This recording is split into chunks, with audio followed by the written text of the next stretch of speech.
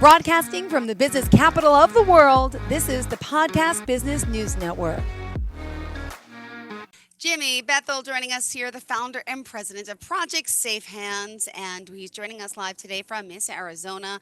This is a nonprofit 501c3 consisting of mostly retired law enforcement, like himself, which we commend him on, and he's here helping to teach motorists of all ages the way to safely navigate and, of course, follow the law when, you do get pulled over. But there's so much more to him and to his nonprofit. Welcome to the show. Morning. Good morning. Good afternoon. Good evening. Please introduce yourself to everyone.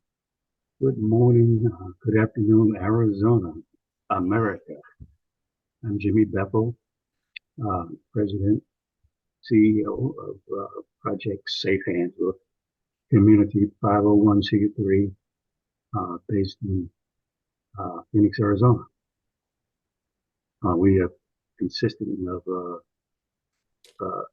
retired law enforcement, and basically we teach people how to negotiate safely the dreaded traffic stop, which a lot of us consider. Yeah.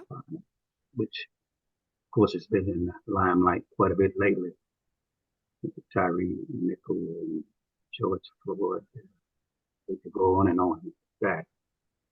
But if you hear anything that really interests you, be sure to hit me up at www.projectsafehands.com. We have a toll-free number, which is 1-888-885-6712. Now, I would like to start off by asking everybody a question. What is your child worth? What is your son worth to you?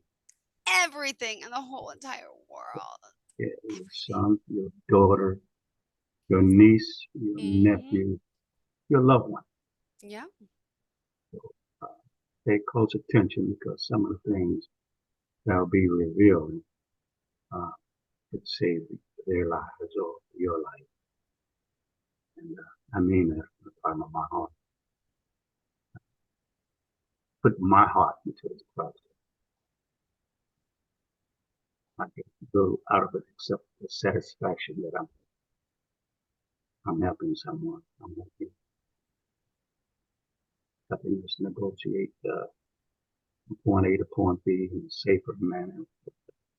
So many police officers out there that are not really on board as far as well-being. Most cops are good cops. Yep. 32 years. Law enforcement experience. Over 20 years with the DC Police Department. 8 years with an organization called City Security Consultant, and 5 years Homeland Security as a consultant there. Also, I was a secretary of Union 510 of the security, armed security guards. So, what happens on a traffic stop? Two people meet who've never met before in life. And depending on what kind of attitude, what kind of mood that officer has, or the driver has, it could be a friendly confrontation. Yep. Or it could even be a tragic one, which happens far too often. Yep. A lot of things happen on a traffic stop that really bothers me. Looking at, I know I probably looked at 300 or 400 videos, traffic stops. I look at them every day just to keep up on things.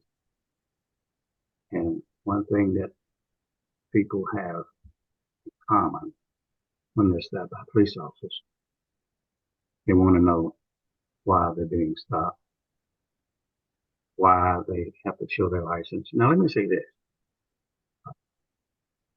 Having a driver's license is a privilege. None of us have to have a driver's license, okay? That's a privilege. The officer asks you for your driver's license. You should this particular states vary as it applies to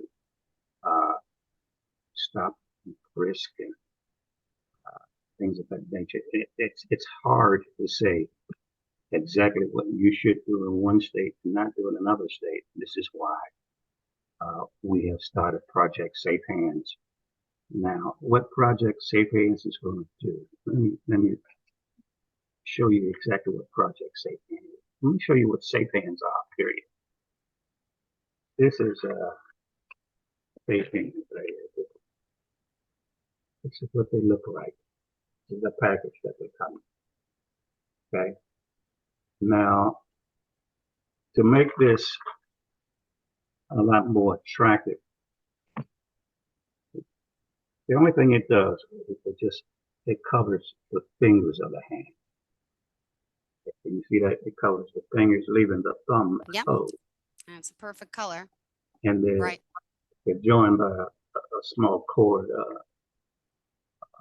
that keeps the hand within close proximity, because a lot of officer-involved shootings occur when the officer claims that the driver was reaching for something, usually mistaken for a weapon. So with the safe hands and being so close together, that takes away that excuse. And I still can't understand the excuse that some officers use for firing a weapon when they're chasing somebody. Okay, a person is fleeing, which means that they're no longer in danger because their back is against them. They're running from you. When I hear an officer say that the person turned around and reached for something in his waistband, that is lunacy. That just doesn't happen.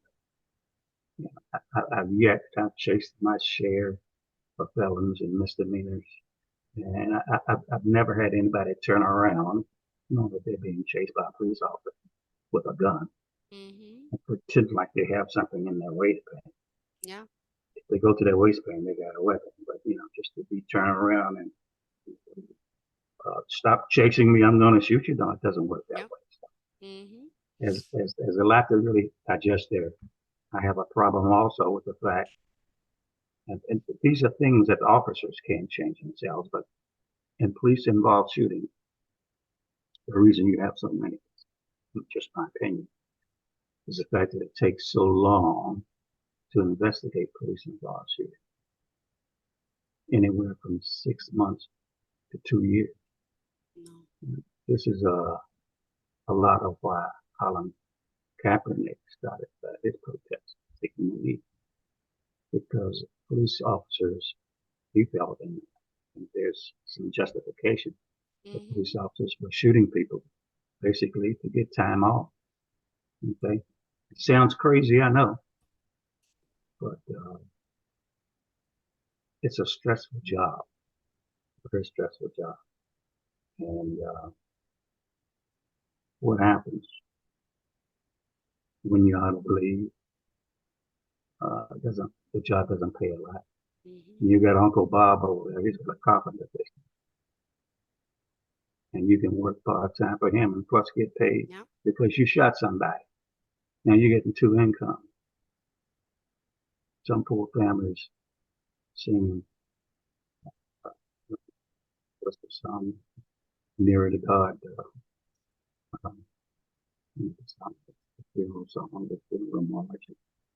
It just seems like every time you turn around, black folks are getting slaughtered, the minority. It's like a pep rally. It's not, maybe that's the wrong term I picked up. I get so sick and tired of hearing say his name, say her name. And everybody's on TV, lawyers lining up. Everybody's got an opinion about something. And then months later, you don't hear any more about it. You don't hear any more about Tyree Nichols. He just got whipped up on a few months ago. Here I am. I'm still trying to promote the importance of something so basic so commonsensical. If officers tell you that they're shooting people accidentally on traffic stops, especially at night, these things are made basically for nighttime traffic stops. They tell you that they're having a problem with nighttime traffic stops and they're shooting people. I think maybe you should illuminate the hands. Now, my overall goal for this is to get a mandate, have a mandate nationwide where everybody can get home safely, because it makes no sense. But to make things even better, design what I call a pardon card. This is the pardon card. You've heard me talk about this is the pardon card here. What this card does is to give one traffic violation, not to include DWI or reckless driving, not to include, not limited to DWI or reckless driving. After the motorist admits guilt, whether you feel like you did it or not, you got your card. We'll be promoting this throughout police departments throughout the United States through flyers and in-service training. They're going to forgive you a traffic violation because they're going to get something out of this. Wounded warriors are going to get something out of this. And wrongful death, they're going to get something out of this. Police officers or families of police officers, children in line of duty, be supported by this program, the Wounded Warriors and Wrongful Death Victims. Okay. Everybody will know about it. All we want the motorist to do is to say, officer, whatever it was that you said I did, I did. Hand him the card. The officer takes the card. He mails the card back into us. The address on the back of the card is our address. We take that card, and depending on the popularity, the officer will receive a cash award, which can be quite substantial. This is going to be a public program because people are going to want a card. Because people get tired of getting pulled over. You got food to put on the table. The price of everything, groceries are going up sky high. And you don't need $200, $300, $400 for a red light or changing lanes without caution or some of these other fictitious charges that might jump up out of nowhere. This is a win-win situation for everybody, especially police officers, because right now, police officers, they are human. They are scared because there are too many guns on the street. The NRA is running everything.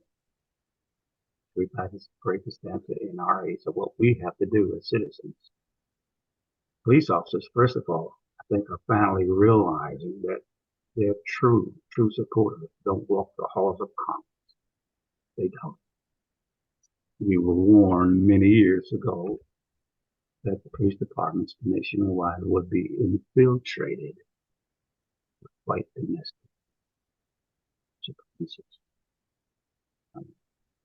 Well, they're there. Not only on the police department, but walking the halls of Congress. You have to be a pumpkin patch not to see that. They're there. It is there. So the police department is the mental life. This is how we solve that problem. We that doesn't matter at all about these ridiculous laws that some of these folks are passing. You know, they have laws on the books from the 1800s. And it's entertaining. You know, some laws shouldn't be laws. Some regulations shouldn't be regulations. I'm not saying I'll always be a police officer. I mean, once you're a good cop, you'll be a cop the rest of your life. It's just in you. Any place I go, you know, something about that guy. Why is he looking around? I'm just aware of my surroundings from being a police officer. But I will say this. things right now are not normal. They're not normal. And, I know putting your hands out the window and what doesn't seem normal, but it's life saving. It will save your life or someone else's. That information again is www.projectsafehands.com. Our website is constantly changing because we're constantly growing. I have added a feature to this process in that we will have in our meetings when we approach HBCUs, especially HBCUs, because of this new law, of this new rule that they have called the NIL, name, image, likeness, that they have in colleges. I think high school seniors also, they pay these athletes for using their image on jerseys and things of that nature. And they pay them large sums of money. And they go back to the ghetto or wherever they're from. I'm not saying that they often. A lot of them go back to the low income neighborhoods with big cars. I don't know, man. You know, I want to show off my cars and jewelry or whatever. But when that happens, the line of questioning changes drastically when you pull about a police. Now you're looked at as a drug dealer because you're in a ghetto with a big, pretty car. Yeah. So don't be offended. It's really good police work, but officers have to be. It's a dicey situation. It's a very dicey situation because the line of questioning changes. Now it changes to, do you do drugs? Have you ever done drugs? And you might say, well, maybe when I was in high school. Yeah, but you ain't been out of high school that long. What, you think been out of high school 3, 4 years? Yeah. I said, yeah, 3, 4 years ago I might have tried it. And then also might say, well, I thought I smelled something when I was coming up to your car. So now a lot of cops still do that to trick you. And that surely is not their fault. And I'll tell you why. I'm not making excuses for them, but when you're in roll call, they'll tell you your arrests are down. You need drug arrests. You need this kind of arrest. And you become more aggressive. But I think not because the officer wants to be more aggressive, but because he needs his job. So these are orders that he's following coming from the top. Now, police officers are quite robotic in nature, a lot of them. You know, talking about AI, that's your basic AI, right? I mean, you got robots already because a lot of these guys, you tell them to do something, they do it, and they'll tell you, I'm just following orders. I'm just doing like my captain told me to do. Just doing like my lieutenant, my sergeant told me to do. You know, don't be angry with me. I'm just doing my job. You hear that a lot. Probably when you call for customer service on any kind of big business. Well, ma'am or sir, I'm sorry about your phone service being cut off, but you know, I'm not the one that you should be dogging with. I just work here. It's the same thing, but the people that make these rules, laws, or whatever that they want people to follow, they're sitting somewhere with a coffee cup in their hand, and it doesn't affect them. I've seen it happen to me. They're the ones when you pull over, they'll look you in the eye and say, "Oh, I'm sorry. Do you know who I am? I'm Congressman so and so. I'm Senator so and so." And I was the kind of cop that would say, "Well, so what? I thank you for your service, but you should know better, sir." Yeah. When you do that, then you're in trouble. Yeah. And therein lies probably a lot of the troubles that I had back in the past before life started going roses for me, what life their roses for me. But Yeah. some of you may not know, but I was unlawfully incarcerated as a young officer. Yeah, I was a quick-witted young man. So I had to answer for everything. That didn't work out too good, but after 3 years of suspension, I kind of turned my life around. And this was a couple of weeks after saving 13 lives from a burning building. Yeah. You think I'd be a hero? And Jimmy, I apologize. We are just about out of time. We got to wrap up. Already? Yeah, it's 2:29. Remember, I was in earlier trying to get you. We had trouble getting Wow. started. I know it goes quick. This is so much fun, Jill. I know. Sorry, we didn't have more time. Yes. As always, it was a pleasure. No, thank you so much. And to find you, could you share the website again? www.projectsafehands.com. All right. Okay, and that number toll free is 1-888-885-6712. Call that number and let's get things rolling here so that we can all get from point A to point B safely. Have a great day. Thank you so much, Jimmy Bethel. We appreciate your time. Have a great day.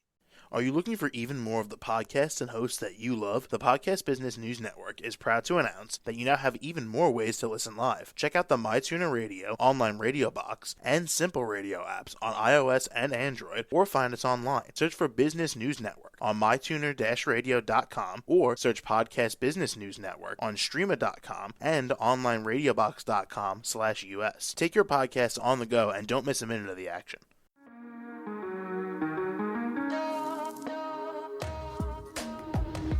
Broadcasting from the business capital of the world, this is the Podcast Business News Network. For nearly 2,000 severely injured veterans, everyday life has become filled with barriers.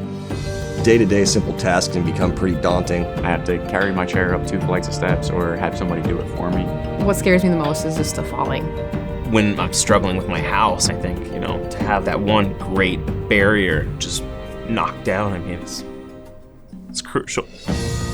Home for Our Troops is a wonderful nonprofit that builds a mortgage-free, fully adaptive, handicap-accessible house. And there's no catch. It'll be our very first home that we've ever owned. This is a game changer. This is where your life begins again. We need you to join us in completing this important mission. Please visit hfotusa.org and help build homes and rebuild lives. Because of you, everything's going to be okay.